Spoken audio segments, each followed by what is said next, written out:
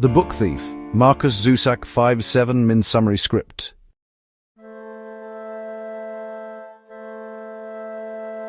I am haunted by humans. I witness the best and worst of what they are capable of. Most of the time I am simply a result, a collector of souls when their time is through. But every now and then a story catches my attention, a life so vibrant it stains my memory. A story I feel compelled to retell just to prove to myself that your existence is worth it. This particular story unfolds in Nazi Germany, a time when the air was thick with fear and the sky often rained ash. A time when words were twisted into weapons, fueling hatred and division across a nation. And it is here, amidst the darkness, that I first met her, Liesl Memminger. A young girl on a train, on her way to a new life with foster parents on a street named For Heaven. She was a book thief, and this is her story. It follows how a young girl found hope, friendship, and a voice of her own through the power of stolen words during one of history's darkest moments. The story begins, as so many do, with a journey. A girl, Liesl Memminger, on a train hurtling toward an unknown future. It was on this journey that I first met her, collecting the soul of her little brother.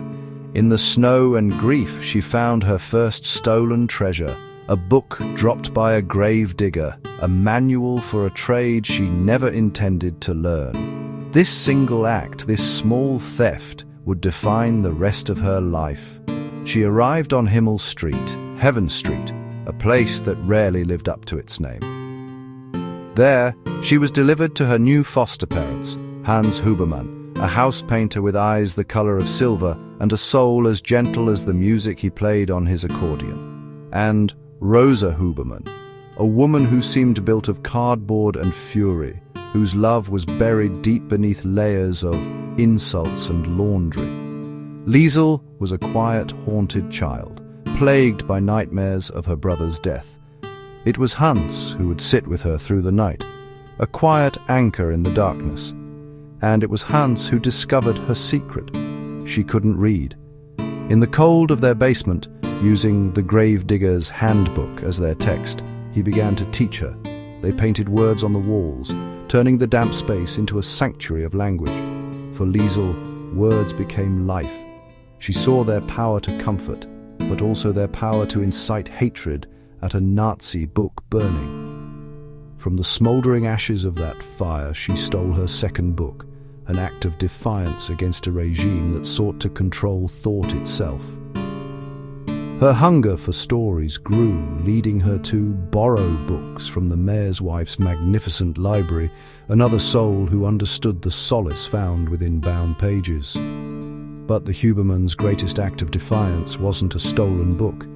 It was a hidden person. One night, a Jewish man named Max Vandenberg arrived, exhausted and desperate, clutching a copy of Mein Kampf with a key hidden inside. He was the son of the man who had saved Hans's life in the First World War. To shelter him was a death sentence, yet they did it without hesitation. In the freezing basement, a profound friendship blossomed between the girl who loved words and the man who painted over the pages of Hitler's hate to write his own stories for her. They shared nightmares, built a snowman indoors, and found a fragile, beautiful humanity in a world determined to erase it. For Liesl, the danger was no longer an abstract concept. It was sleeping beneath her feet. Themes, words as healing and destruction, war and innocence, human goodness despite cruelty, courage in ordinary people. It came without a sound, at least for those asleep. A mistake. A stray payload. Himmel Street was simply erased. I arrived, as I always do, with the sky the color of burnt ash.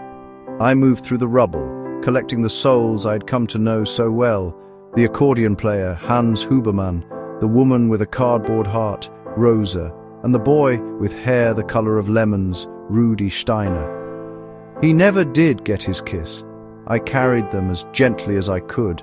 Amidst the devastation, there was one survivor, the book thief.